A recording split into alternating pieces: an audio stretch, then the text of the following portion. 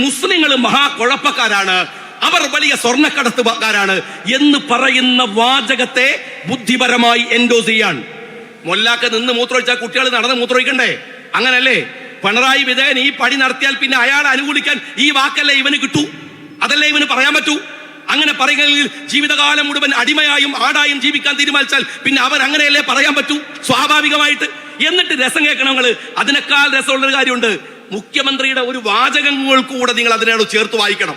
എന്താ അറിയാതെ? ഈ പണം രാജ്യദ്രോഹത്തിനും ഭീകരവാദത്തിനും വിനിയോഗിക്കപ്പെടുന്നു എന്നാണ് ഹിന്ദുവിലുള്ള മുഖ്യമന്ത്രിയുടെ വാദം. എന്ന് വെച്ചാൽ ജലീൽ പറയുന്നത് ഈ സ്വർണ്ണക്കടത്തുകാരായ ഇവിടുത്തെ മുസ്ലിങ്ങൾ എന്റെ മുഖ്യമന്ത്രി പറഞ്ഞ പോലെ ഭീകരവാദവും തീവ്രവാദവും നടത്തുകയാണ് ഇവിടെ എന്നാണ്. അല്ലേ? അതാ പറയണത്. ഇനി ഞാനൊരു കാര്യം ചോദിക്കട്ടെ. എടോ, ഇതിന്റെ പേരെന്താണെന്നറിയോ? ജലീലിനെ അറിയില്ല, ഞാൻ പറഞ്ഞുതരാം. ഇതിന്റെ പേര് കള്ളക്കടത്ത് എന്നാണ്. പിന്നെ അവിടെ എന്ത് മതടോ? പേരെന്നെ കള്ളക്കടത്താണ്. പിന്നെ അതിലെന്ത് ഫത്വ വേണ്ടത്? അതിലെന്ത് ഫത്വയാണോ വേണ്ടത്? പേര് തന്നെ പറയുന്നത് കള്ളക്കടത്താണ്. എന്തിനാ മതവിധി? ഇനി കള്ളക്കടത്ത്, ഞാനൊരു കാര്യം കൂടെ ചോദിക്കട്ടെ. ഈ കള്ളക്കടത്ത്, അഴിമതി, ഇതൊക്കെ ഒരു മതവുമായിട്ട് എന്താ ബന്ധം? കക്കുന്നോൻ ഇവിടുത്തെ ക്രിമിനൽ കോഡിനകത്ത് മാപ്പിളക്ക് വേറെ നിയമമുണ്ടോ? ഹിന്ദുവിന് വേറെ നിയമമുണ്ടോ? ക്രിസ്ത്യാനിക്ക് വേറെ നിയമമുണ്ടോ? എടോ, കള്ളന്റെ ഇന്ത്യയിലെ പേര് കള്ളൻ എന്നാണ്. അഴിമതിക്കാരന്റെ പേര് അഴിമതിക്കാരൻ എന്നാണ്. കൊള്ളരുതാത്തവന്റെ പേര് കൊള്ളരുതാത്തവൻ എന്നാണ്. എന്റെ ജലീലിനോട് ഞാൻ പറയട്ടെ, എന്റെ ഈ മുതലാളി ഉണ്ടല്ലോ പിണറായി വിജയൻ, അയാൾ എന്തൊക്കെ പറഞ്ഞാലും അഴിമതിക്കാരനാണ്. കമ്മ്യൂണിസ്റ്റുകാരനായ അഴിമതിക്കാരൻ വേണേ ചേർത്ത് വിളിക്കാം.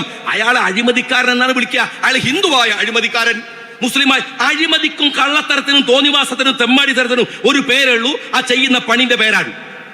ഒരു മനുഷ്യൻ, ഇയാള് മന്ത്രിയായ ഒരു മനുഷ്യനല്ലേ? ബസ് മറിഞ്ഞു പോയാൽ രാവിലെ പത്തെടുത്ത് വായിച്ചു നോക്കുക. 5 മുസ്ലിങ്ങളാണ് വിട്ടുള്ളൂ, 6 ഹിന്ദുക്കളുണ്ട്, 7 ക്രിസ്ത്യാനികളുണ്ട്. ആശ്വാസം. അടിയന്തരമായി ചികിത്സ കൊടുക്കേണ്ട മാനസിക രോഗമാണ് ഇവനെ പോലത്തെ ജന്തുക്കൾക്കുള്ളത്. അല്ല, ഇത് മാനസിക രോഗമാണ്. ഇത് ചെറിയ രോഗമല്ല.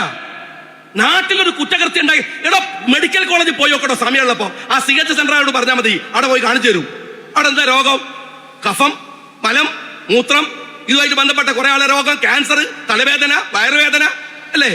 ഹിന്ദു തലവേദന, മുസ്ലിം പിന്നെ എന്താണ് ക്യാൻസർ, ക്രിസ്ത്യാനി തലവേദന. അങ്ങനെ കേട്ടിട്ടുണ്ടോ? ഈ നാട്ടിൽ മനുഷ്യനുമായി ബന്ധപ്പെട്ട കുറ്റകൃത്യങ്ങളാവട്ടെ പ്രശ്നങ്ങളാവട്ടെ, അത് മനുഷ്യന്റെ പ്രശ്നമാണ്. അതെങ്ങനെയാണോ മതത്തിൻ്റെതാവുക? അതിനെങ്ങനെയാണ് മതത്തിന്റെ പേര് മതത്തെ ചേർത്ത് വെക്കാനാവുക? ഇനി ഞാൻ വേറെ കാര്യം പറയട്ടെ. ഇനി പള്ളിയിലെ മൊയിലാര് ഇനൊരു ഫത്വ ഇറക്കാത്തതാണ് പ്രശ്നമെങ്കിൽ, എടോ ഫത്വയും ആയത്തും ഹദീസും ഒക്കെ കേട്ടാൽ മനുഷ്യൻ നന്നാവുമെങ്കിൽ ലോകത്തിൽ ആദ്യം നന്നാവേണ്ടത് കേട്ടി ജില്ലയിലല്ലേ? നീ എത്ര ഫത്വ കേട്ടതാ? എത്ര വയല് കേട്ടതാ? ഏതെല്ലാം മതപഠന കേന്ദ്രങ്ങളിൽ ചേന്ദമംഗളൂരിൽ പഠിച്ചല്ലേ? മതസ്ഥാപനങ്ങളിൽ പഠിച്ചല്ലേ? അവിടെ ആയത്തില്ലേ? അവിടെ ഹദീസില്ലേ? അവിടെ ഖുർആനില്ലേ? അവിടെ വയലില്ലേ? എന്നിട്ട് ഒരു പൊടി പോലും നന്നാവാത്ത നീയൊക്കെ ആരോടാണോ ഈ ഫത്വ ചോദിക്കണത്? ആരോടാ ഫത്വ ചോദിക്കണത്? ഇങ്ങനെ പറഞ്ഞു കേട്ടിട്ട് നന്നാവും ഞങ്ങൾ വിചാരിക്കണത്. ഇനി ഞാനൊരു കാര്യം ചോദിക്കട്ടെ. ഈ ശിവശങ്കരന് ഈ സ്വർണ്ണം അടിച്ചു മാറ്റുമ്പോൾ ജലീലിനൊരു ഫത്വ കൊടുത്തുകൂടായിരുന്നോ? ശിവശങ്കരോ ഇത് തെറ്റാണ് അല്ലേ? ഇനി ഞാൻ ചോദിക്കട്ടെ, ഈ പൈസ ഒക്കെ അടിച്ചു മാറ്റുന്ന പിണറായി വിജയന് ഏത് മതപണ്ഡിതനാണോ ഫത്വ കൊടുക്കുക? ഇയാൾക്ക് മതം ഉണ്ടാ? കക്കുന്ന മതല്ലേ അയാളത്? അടിമതി നടത്തുന്ന മതല്ലേ അയാളത്? അയാൾക്ക് ഫത്വ കൊടുക്കാൻ പറ്റുമോ? എന്ത് പൊട്ടത്തരാണോ ഈ പറയണത്?